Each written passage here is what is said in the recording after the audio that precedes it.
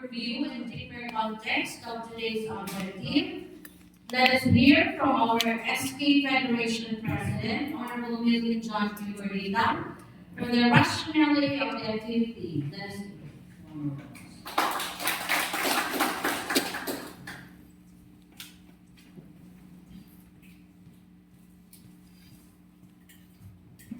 Good morning, everyone. The TWG, the Dalawa Chief Executive of this municipality, Dr. Jose Natura ng Manila, Kapakan. So, maybe this presence today is this is not a common activity, no? Because talagang sa lalay tuwag sa mga issues and concerns ng municipality.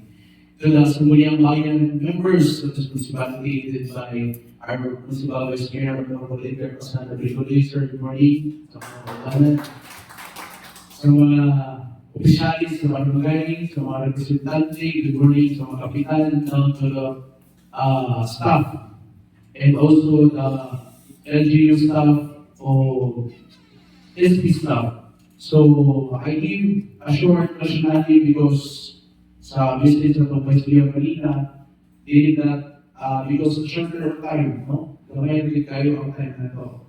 So, in behalf of Honorable Salinier, dahil yung nakakuha yung itahasan para sa pag-hatag professionally sa ato activity naman. So, this activity is every 2 years, no? Sa mga bayan na hatag na nakatambong lagi ang sauda siguro bago pakalo sa uban. So, ang general offer po, ito po ang siguro, ang kayuhan, kalawasan, kahimso, kalinaw, hapsay sa pagpuyo sa pagkakatawan sa munisipyo.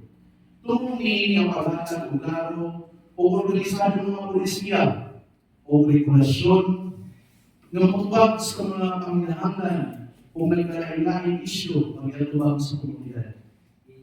Kini nga po nagpakita sa responsibilidad sa lugar ng pangalaman sa paghatag ng epektibo, serbisyo o paghimo o malakang makahatag ng ayuman sa kalinanan.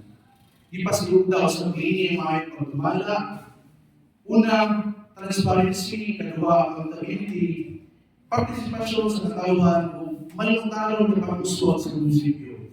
Dugang pa ang General Welfare Code nagtunong sa pagpaligon o pag-organisar sa mga samtangang ordinansa o polisiya aron mas epektibo ang ilang ipagpatungan naghatag sa mga mga giya alang sa pagpanalikod sa panglawas sa publiko, kalikupan, kaluwasan, sosyal na kaayuhan o kalanduan sa komunidad.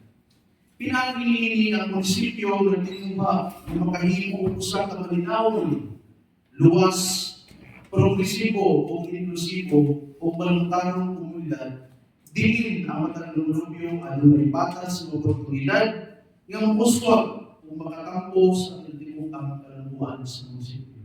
So, klaro kayo sa nasyonality na kung hatag ng malawang nga hatagan nyo ito hatagan ito pagtagal, no?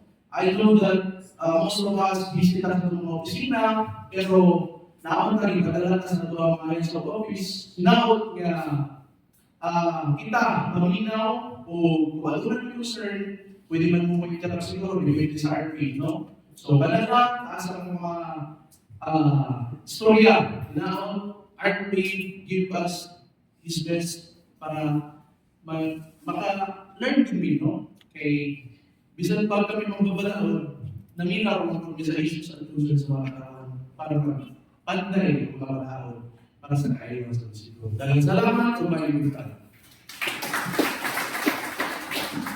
Thank you very much, Ms. Pinoy, for grounding us on the purpose